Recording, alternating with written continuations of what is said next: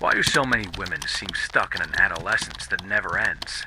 Why, even as adults, do some keep waiting for a rescue that never arrives, and lose themselves in empty relationships, idealizations, and broken dreams? In this video, we will uncover the mystery of the eternal girl in feminine psychology, an archetype that keeps many women away from true maturity. Get ready to face the shadow, confront your deepest wounds, and awaken the wild feminine that lives inside you. If themes like psychology, philosophy, and the darkness of the human soul interest you, subscribe to the channel now. True maturity is a journey through the shadow. Carl Jung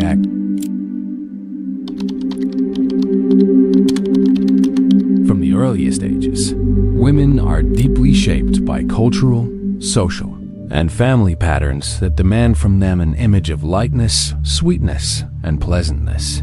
It is as if from early on, they are trained to be pretty and quiet, to care for others, but not for themselves.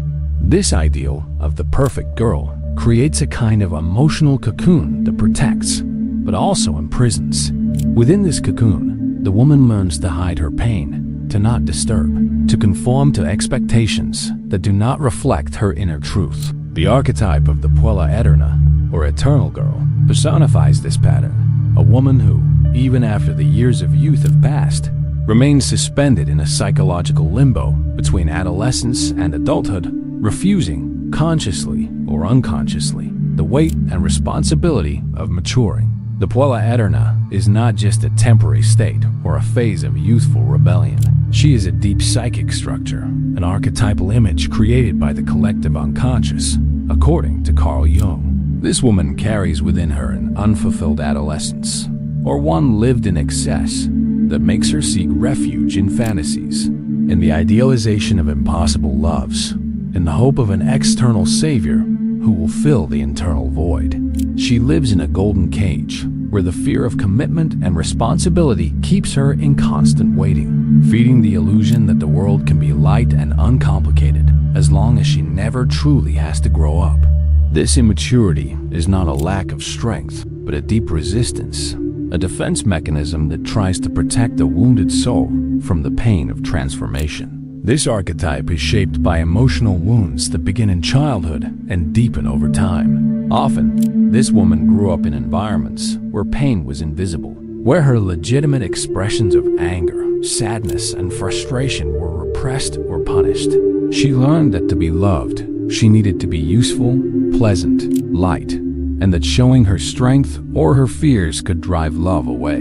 The Puella Aeterna is born like this, not from a conscious choice, but as a response to deep wounds, as an echo of the emotional traumas that shaped her psyche. She is a soul that never had space to become whole, that fled from pain by taking refuge in a persona built to please, avoid conflict, and hide her true needs. In daily life, this psychic immaturity manifests in behaviors and patterns that may seem small but carry enormous weight. The difficulty in saying no, the fear of making important decisions, the constant search for external validation, and the idealization of perfect loves are expressions of this archetype acting silently. The Puella lives in the repetition of emotional cycles, in relationships where she places herself as the one who cares, who waits, who sacrifices, even if that increases her inner loneliness.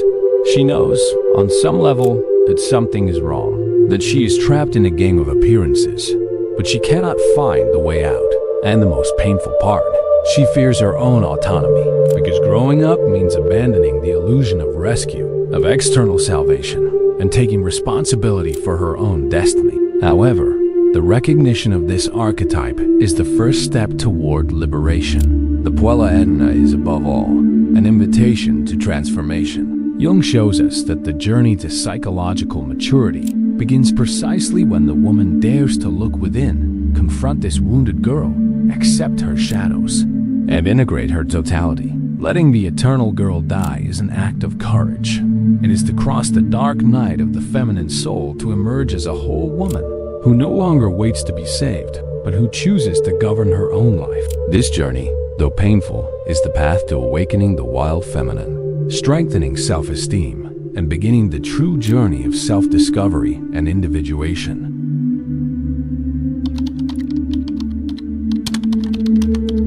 every woman who carries within herself the archetype of the Puella Aeterna also carries a weakened emotional terrain, where the roots of immaturity grew silently, fed by unresolved experiences and deep emotional wounds. These invisible roots are buried in childhood experiences when the girl, in order to survive the world around her, learned to repress her feelings, to hide her needs, and to adjust to the demands of others. In many cases, the home that should have been a refuge becomes a space of surveillance, control, and fear, a prison where love is conditioned on perfect behavior. Imagine a girl growing up under the constant watch of controlling parents, who, even if well-intentioned, solve everything for her, prevent her from feeling pain, correct her mistakes before they even happen. This excess of protection, although it may seem like love, is a subtle way of saying, you cannot handle the world on your own. And the girl internalizes this message, building an identity that rejects autonomy and responsibility, because she never had the opportunity to learn how to fall and get back up.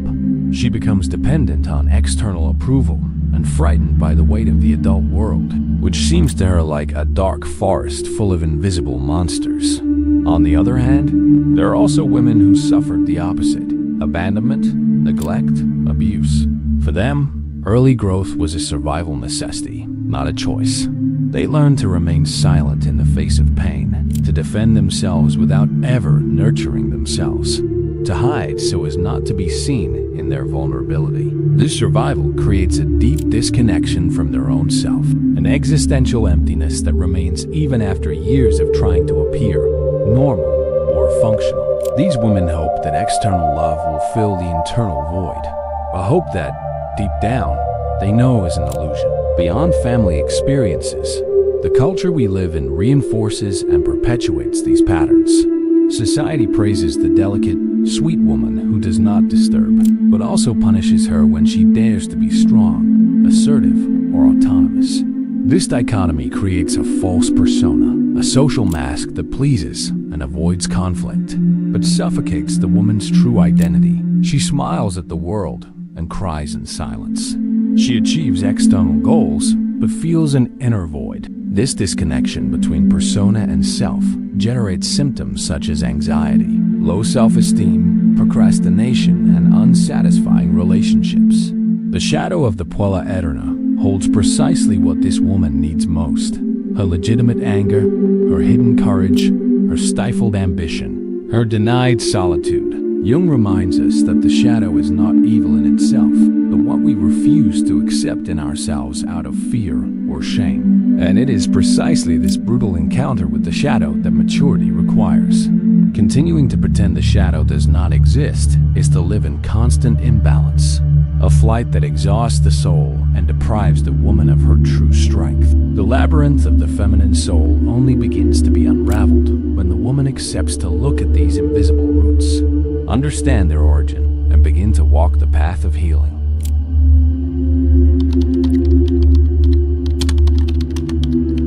The awakening of the immature woman does not happen suddenly. It is not a magical snap, but a gradual and painful process.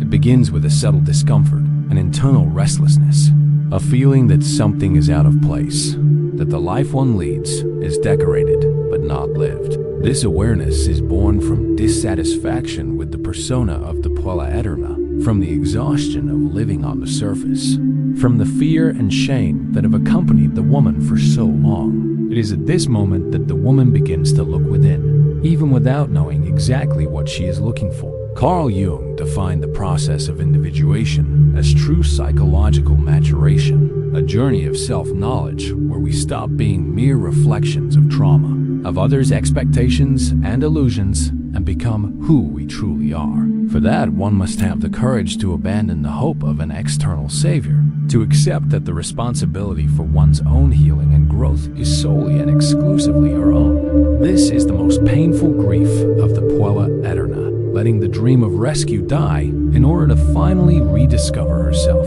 Upon starting this crossing, the woman begins to sit with her shadow, that repressed, denied, and hidden side. She faces the anger she avoided, embraces the loneliness she feared, and reclaims her stifled courage and ambition. This encounter is difficult and full of resistance, as it demands breaking with old patterns and freeing oneself from emotional bonds tied to the past.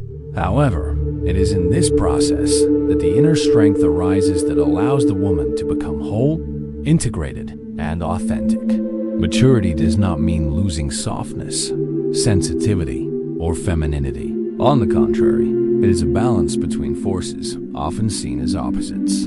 Jung spoke of the integration of the animus, the unconscious masculine energy within the woman, which brings with it the firmness, decisiveness, and action necessary to face adult life. To integrate the animus is not to become masculine, but to unite intuition with assertiveness, care with power, affection with firmness.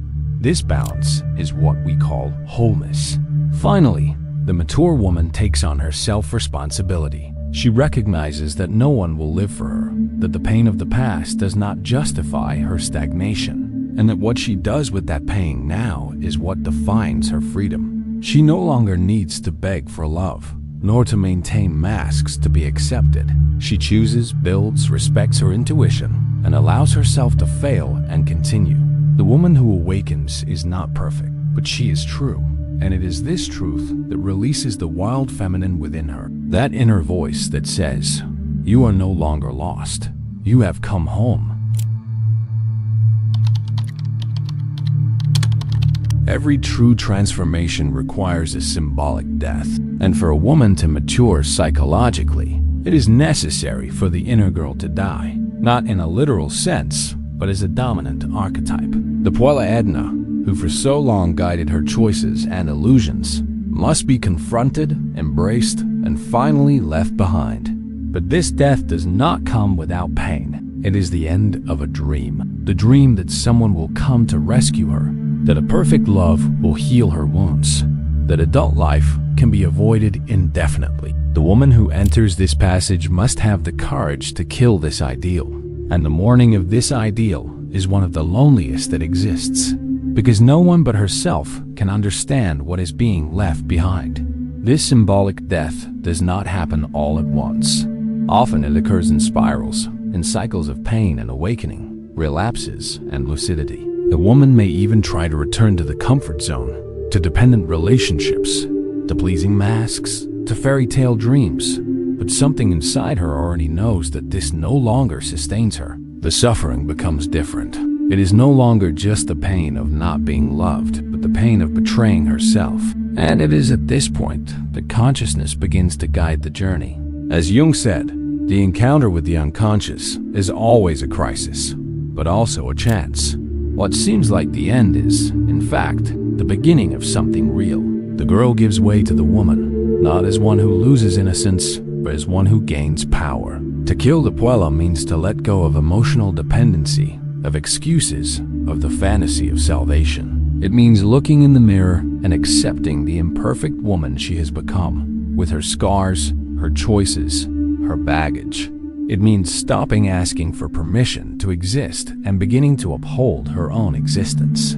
Autonomy begins at this point, when she understands that although she was not responsible for the wound she received, she's the only one responsible for her healing. And this is the definitive marker between emotional childhood and psychological maturity. Radical responsibility for oneself. The woman who reaches this point is not free from fear, but has learned to walk with it. But it is not enough to just abandon the girl. It is also necessary to be born as a whole woman. And this birth requires concrete actions. Learning to say no without guilt, to set boundaries, to make choices aligned with one's own truth, even when that means disappointing others. This woman begins to move by intuition and not by approval. She may still care for others, but now without erasing herself. She still feels pain, fear, longing, but she no longer lives from that place. The energy that was once invested in pleasing, waiting, or dreaming the impossible is now directed toward building, achieving, and sustaining herself. True freedom begins at this point, not as the absence of pain, but as the firm presence of her own truth. The death of the inner girl makes room for the emergence of something much deeper, the woman who chooses herself. This woman is no longer driven by promises or external expectations. She is guided by consciousness, She no longer needs to prove anything to anyone. She allows herself to be contradictory, imperfect, changeable. She knows that to be mature is not to be ready, but to be willing. And finally, she understands that she no longer needs to hide behind smiles, poses, or ideals. She can simply be, because when the girl stops waiting, the woman begins to create. And it is then that the journey transforms, not into a happy ending, but into a true beginning, and entirely her own. The woman who crossed the desert of fantasy, who sat with her shadows and symbolically killed the eternal girl, can now return, but not as before. She returns within herself and finds there no longer the emptiness she so feared, but a home. An internal space that was once occupied by masks, by longing and idealizations, is now inhabited by presence, by truth. This return to the inner home is the achievement of wholeness, the rare feeling of finally being complete, not because she became perfect, but because she stopped fragmenting. She no longer needs to split between what she feels and what she shows, between what she desires and what she expects others to desire for her. She simply is, whole, imperfect, and awakened. Jung said, "What we deny in ourselves enslaves us. What we accept transforms us." The woman who accepts herself with everything she carries, light and shadow, courage and fragility, love and anger, finds a kind of freedom the external world will never be able to offer. This woman no longer feels ashamed of feeling. She no longer shrinks to fit. She no longer silences herself to be accepted. She has learned that being truthful may push some people away, but it will never distance her from herself. And this is the greatest achievement of the journey, the reconciliation with her own essence. The mature woman is not the one who has conquered all her fears, but the one who looks them in the eye and chooses to move forward anyway. This process, however, is not linear. There is no fixed point where maturity is reached as if it were a medal. The whole woman still experiences relapses. She still has days when the Puella knocks on the door, offering the sweet illusion of rescue. But now she recognizes that voice. She hears it, welcomes it, but does not obey it. The consciousness gained is not a permanent state. It is a daily practice. It is choosing every day herself. It is rising even without applause. It is building even without guarantees. It is loving even without promises. The woman who returned home understands that her worth was never in being perfect or desired, but in being real. This is the rebirth of the wild feminine, not as an aggressive or rebellious woman out of necessity, but as one who recognizes herself in her deep, cyclical, instinctive, and wise nature. She no longer seeks to fit in, but to express herself. She no longer needs external validation, for she knows her own worth. The wild feminine awakens as an ancestral memory of strength and sensitivity coexisting. It is the feminine that does not ask permission to exist, that does not apologize for taking up space, that does not fear solitude because she has learned to inhabit it. And in that intimate corner, in that silence full of meaning, she hears herself clearer than ever. Finally, the woman who was once a lost girl understands that her journey was not in vain, that every weight, every pain, every external search brought her exactly to where the true treasure has always been, within herself. And when she looks in the mirror, she no longer seeks approval. She simply sees herself, and she also sees everything she has been, everything she has faced, everything she has become. As Jung wrote, "He who looks outside dreams. He who looks inside awakens." And it is in this awakening that she is reborn, no longer as the one who waits, but as the one who chooses, as the one who creates, as the one who lives. Maturity is not a mistake, it is a stage, a temporary shelter built by the soul to endure what was unbearable. But there comes a moment when that shelter begins to suffocate. The fantasy that once warmed becomes a cell, and what seemed like comfort reveals itself as prison. The woman who awakens feels this, a knot in the throat, a restlessness in the chest, a silent call to return to herself. And that is where the crossing begins, not with answers, but with questions, not with strength, but with presence, The Puella Aeterna does not need to be destroyed with anger. She needs to be understood with love, so that finally she may rest and make way for the woman who is already ready, even if she does not yet know it. If you made it this far, perhaps something inside you has already begun to change. Perhaps you felt that good discomfort, that unease that is not pain, but awakening. And if you felt that, congratulations. Because maturity is not about having all the certainties. It is about having the courage to ask the right questions. So tell me in the comments, at what moment in your life did you realize you needed to stop waiting for someone and start finding yourself? Or what part of your shadow do you still feel you're hiding from the world? I will be there reading. Yes, even the long comments, especially the long ones. And if this video touched you in any way, share it with someone you feel is also ready to awaken. Not because she needs to be fixed, but because maybe she just needs to be reminded of who she truly is. Like, subscribe and turn on the bell, because this journey is just beginning. Here, we do not offer easy solutions. We dig, we descend into the abyss of the soul, because it is there that the truths capable of setting us free reside. And if you made it this far, it is because you are ready to go deeper. Oh, and there is another video appearing on the screen right now, and it talks about a part of your psyche that you probably avoid facing, but I will not tell you which one it is. Find out on your own. After all, growing up is also this. Stop waiting for someone to point the way and start creating your own. See you there, or here, or if you have the courage, inside yourself.